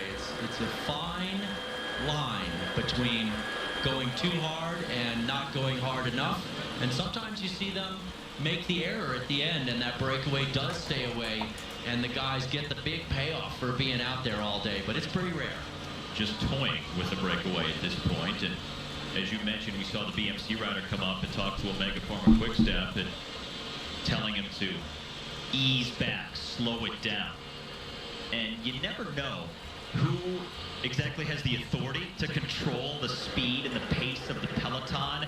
So you always want to get everybody on the same page. You just hope that everybody has the same goals, the same objectives, because, oh, you have a crash. Sky, Caja Rural, FDJ, and Garmin among the teams involved back here. And a seemingly very innocuous part of the race, and can make a big change in an instant. And a couple of Sky Riders, it looks like.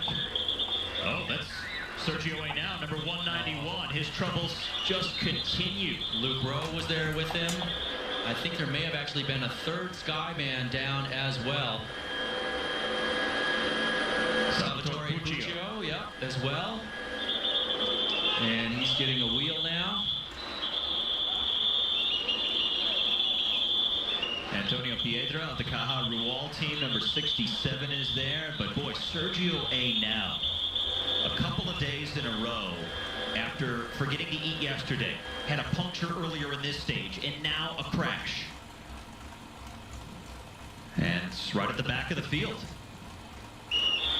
Sergio A now right on the left side of your screen in the black colors of Sky, just starting to stand up. But look at all the teammates he has around him.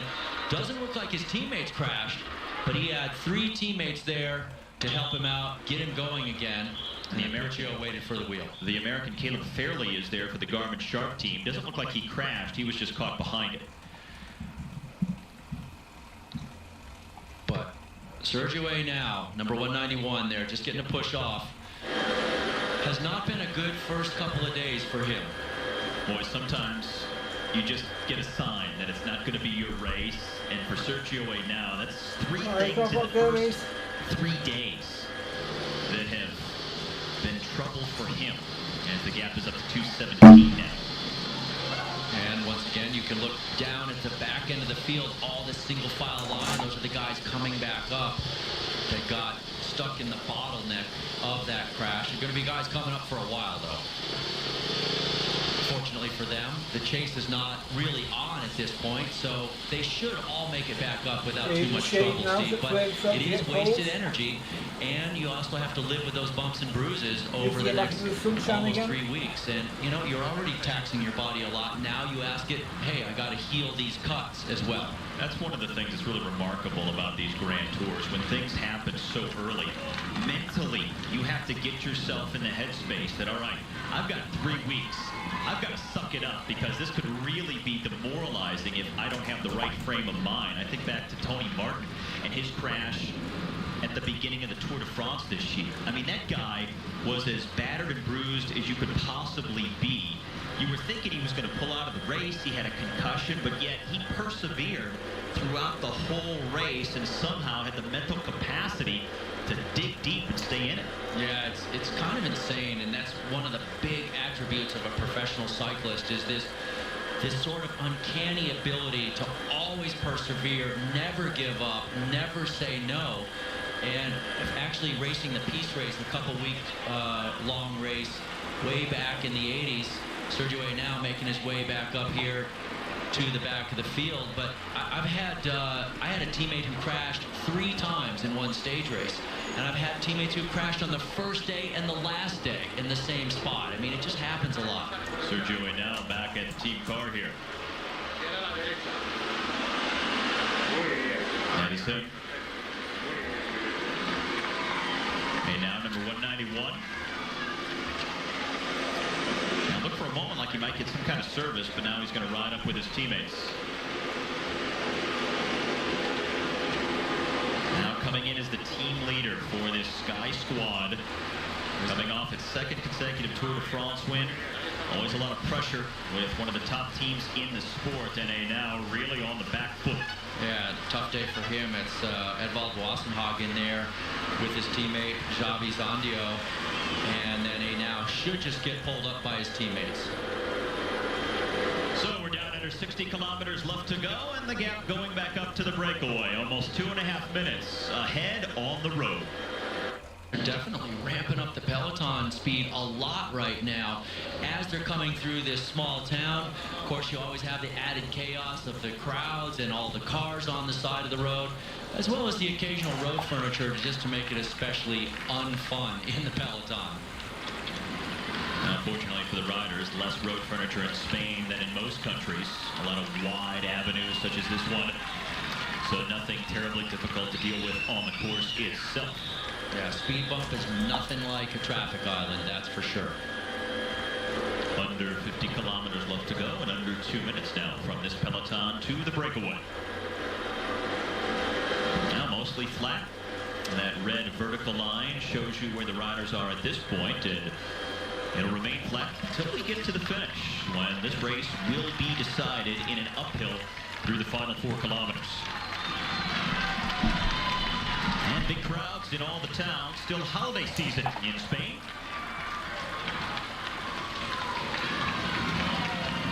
So even on a Monday, some good crowds turning out for the Vuelta. Now, Steve, really nice view here of how that front group is rotating as they were moving up on the right side and back on the left side. And so each guy just spends a very small amount of time in the wind. And speaking of traffic furniture,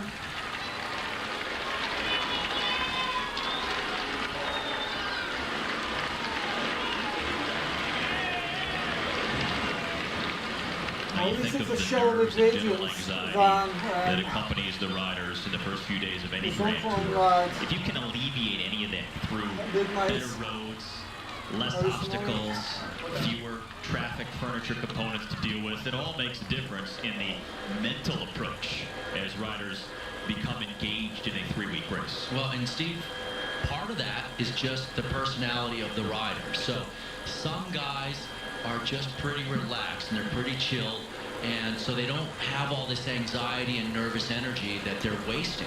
And then other guys seem to really get wound up, and it's hard for them to sleep. I mean, I've had teammates who couldn't sleep, and they would have to black out their rooms and have, you know, noisemaker, you know, these little white noisemakers and stuff, because they would just get so wound up, especially if they're in the lead. You get upset when you have a teammate who can't sleep and that keeps you up? Well, because who gets to decide if you get to turn on the TV, watch a movie? Who makes that call? No, you can't do that. That's not okay. And okay, so that does bring up a good point, though. Why would all these riders not have their own rooms? You know, then you would think you would get better sleep, right? One guy's idiosyncrasies don't keep the other guy awake. It almost never works that way. Yeah, if you're Alberto Contador or Lance Armstrong or Greg LeMond or Bernard, you know, you might have your own room. But the other guys all have a roommate. So you find somebody you're compatible with. The management of the team knows that. And if you got a tough the finish teammate, line they house. rotate him around. So they should just Overhead be resistance. right in front of the peloton at this point. And how about this? Movistar has it lined up at the front with Astana trailing behind. Quite a bit like they were yesterday on the final climb. This is Lostras on the front. What a great domestique he is. And I have to say, a guy like Pablo Lostras, he earns every bit of his salary. He rarely gets the glory, but he is in the wind a lot for his team leaders. And his leader is Alejandro Valverde, who is right now fourth wheel in a white jersey. Valverde, former winner of the Vuelta a España, like Rodriguez of Katusha, who we were talking about earlier, went deep at the Tour de France. Valverde also had to ride pretty hard at the Tour, so not exactly sure how strong his form will be throughout these next 3 weeks at his home Grand Tour as well. Under 10 seconds for these 5 riders. The day's signature breakaway about to be brought back. Yeah, they're about to sign off on being off the front, no doubt, as the peloton bearing down. A perfect shot In this round, looks like it'll be 3 rounds. between the two groups. 11,000 meters or so for January Movistar so reeling far. it back in. And it's about to be all together here as they cross over this bridge to a small little island off the coast.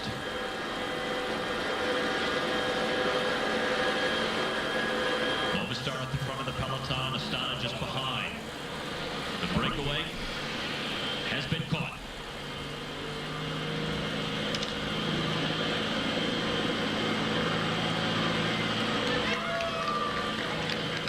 I expect Movistar at this point is going to continue to drive it pretty hard.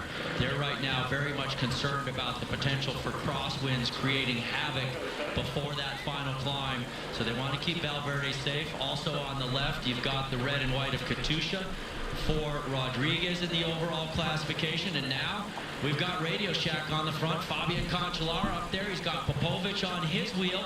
Remember, they've got both Horner and Zubeldia in the top 4 overall. And Chris Horner right now sitting in 3rd place, just 10 seconds off the race lead. Horner coming off a nice bounce back race at the Tour of Utah after sitting out the Tour de France, healing from injury. Typically, the Tour de France is a race Horner would do. Was disappointed to miss out this year, so he's made the Vuelta a bigger part of his season focus. Oh boy, I saw those barricades and I thought we were going to have a catastrophe. Almost a motorcycle hit it. And it looks like the guys... Things bunching up there in the back. And some guys off the road, but I don't think anybody crashed. Now Belkin coming to the front. Saxo Bank is up there as well.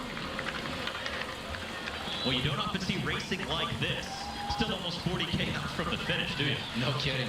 Well, this is just a lot of dicey roads, and there's some more barricades there. And you can see the riders on the front. These guys do not want to see each other hit the deck. I mean, yeah, they're fierce competitors, but they also care about their compatriots' health and well-being. Trying to slow it down as they move over now to that island that we talked about. And this is more just about safety now. Movistar making that gesture to slow it down. They're not going to go to the front. Nobody's going to drill it. This is just about keeping things safe and sound for the time being.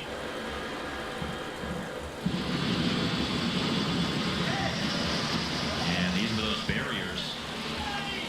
Oh, O'Connell Ruel rider had gone down.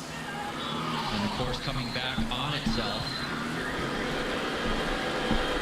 Anytime as a racer you have any sort of barricade in the road, whether it's a cone or a lane separator like that or anything that's low, it's so dangerous for the riders because when you're in the peloton you can't see it. And look at this, the field is all split up. Now the gorgeous landscape belying the danger of the course and the stage right now.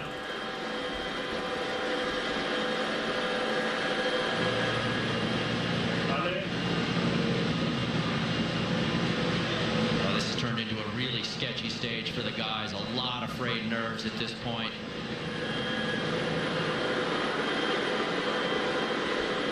And this other group that's off the back, over half a minute behind them now.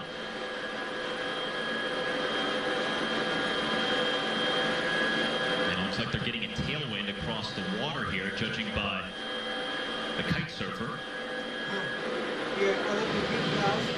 Here's Belkin in the green on one side of the barricades. And at this point, if you're up at the front, you're just going to stay in that rotation. So you pass the guy in front of you, you move over, let the next guy come through. As soon as you get out of the rotation, then you get stuck back there and you get swarmed. So you just stay in the rotation and use that energy. Looking at the flag we just saw on that bridge, it looks like it's more of a crosswind now as they come over. Yeah, I think it's actually cross tailwind at this point, and all sorts of groups out on the road. This is from the crashes and from the crosswind and all the corners, the road furniture. And it's really blowing. Look at the trees.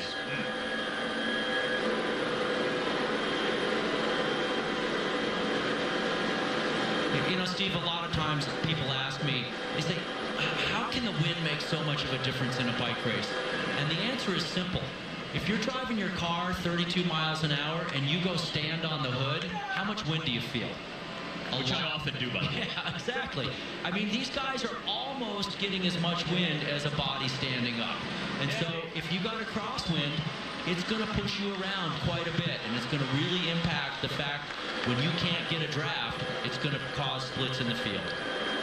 And Astana is at the very front. That's the team, of course, of race leader Vincenzo Nibali, who's in a red jersey. And quite often what happens, Steve, is after there's a crash and a mishap like that, the field will sort of put down their guns for a little while. But if you don't get back up there, eventually the racing comes back on, and it looks like that's what's starting to happen. So that group may be in trouble now chasing. It is single file here behind the group at the front. And when you have to battle like this through the wind to catch back up, that's less energy.